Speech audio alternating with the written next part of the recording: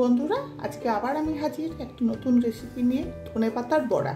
তার জন্য লাগছে এই ধনেপাতা কুচি করে কাটা, এই কাঁচা লঙ্কা কাটা, আর এই বেসন আছে। এইবার ধনেপাতাটা বেসন দিয়ে, কাঁচা লঙ্কা দিয়ে, নুন দিয়ে মেখে নেব, দেখাচ্ছি। দেখুন, ধনেপাতাটা মেখে রেখেছি বেসন দিয়ে, বেসন, কাঁচা লঙ্কা, নুন দিয়ে। এইবার দেখুন, কড়াই বসিয়ে দিয়েছি, এবার ওর মধ্যে তেল দেবো, তেলটা গরম হবে, আমি বড়াটা বানিয়ে আপনাদের দেখাচ্ছি। দেখুন, তেলটা গরম হয়ে গেছে, এবার এই ধনেপাতার বড়াগুলো আমি ছেড়ে দিচ্ছি।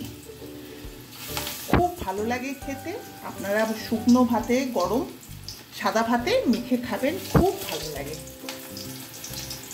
দেখুন, বড়াটা হয়ে গেছে, একদম ব্রাউন কালার হয়ে গেছে, আর দেখুন আওয়াজ হচ্ছে।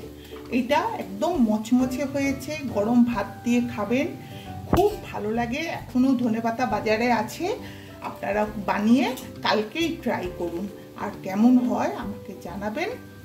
আমাকে একটা লাইক দেবেন, সাবস্ক্রাইব করবেন, আর কমেন্ট করে জানাবেন। ধন্যবাদ, রাখি তাহলে, নমস্কার।